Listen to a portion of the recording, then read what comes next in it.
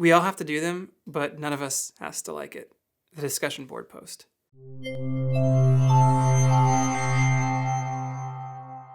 What's up guys, I'm Royce Morris and you're watching The Online Student. If this is your first time here, welcome. This channel is all about providing you with what you need to survive online school. I'm sharing with you the tips and tricks I've learned getting my bachelor's, master's, and now PhD online, all while working full-time.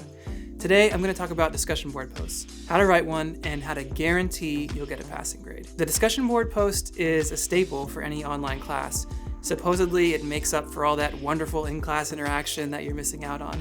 But really what it ends up being is an echo chamber for all of your classmates agreeing with your thoughts. I'm not a professor, so I can't imagine what they're thinking when they read the things I've seen my classmates post.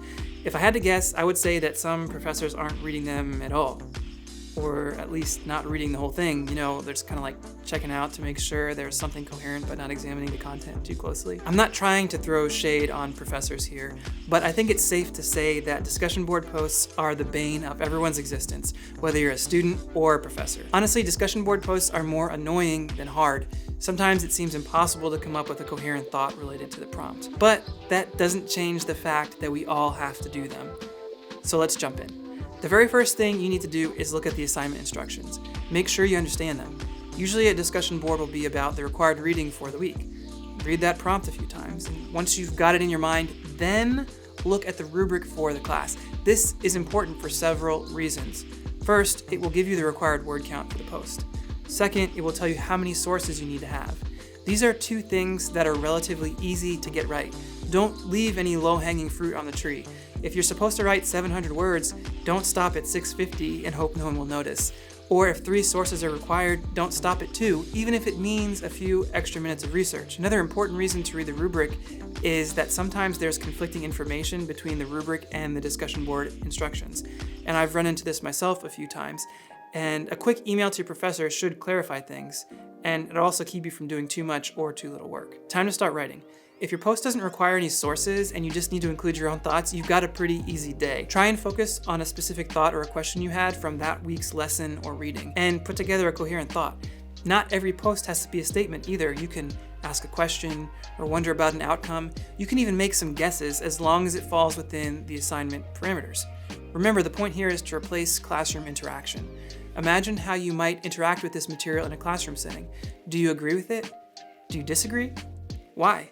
Put that in your post. But if your experience has been anything like mine, you're going to need some extra sources. If the instructions don't require outside research, you already have all the sources you need from the required reading. Just tie that into what we just talked about. Reinforce your argument or your thoughts with the reading. Or suggest the author might have overstepped his bounds. Something important to consider here is to make sure your references are correct. If you should be using APA, make sure you're using APA. Use a citation manager. Use something. Anything. I've seen way too many posts where it's clear the person did not review the guidelines for citations or review the citations they put. Again, this is low-hanging fruit. Don't lose points for stuff that's easy to get right. I could say so much more here about citations, but I think I'm gonna have to leave that for another video. Let it suffice to say, make sure your citations are correct. The end. Remember, this isn't a thesis. You don't have to present some amazing argument. You just have to discuss. Don't overthink it. Take a look at your assigned readings, find a section you could have an idea about, and write the post. Cite the author, boom, done. Honestly, writing discussion board posts is not rocket science.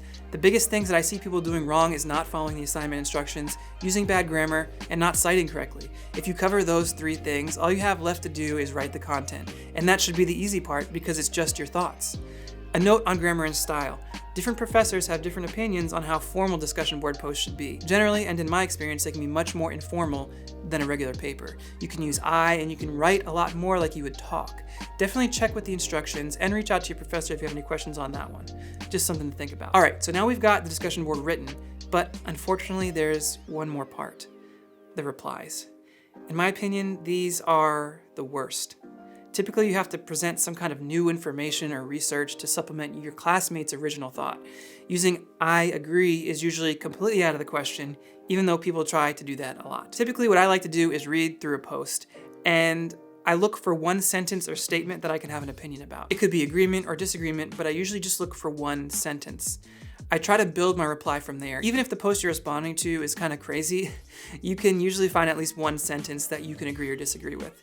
If you're going to disagree, be respectful. Use phrases like, "I think our reading suggested a different conclusion," or "You interpreted the reading in a way I hadn't considered. I thought the author meant to say." Those are just some options to get you going. The point is, don't be afraid to disagree.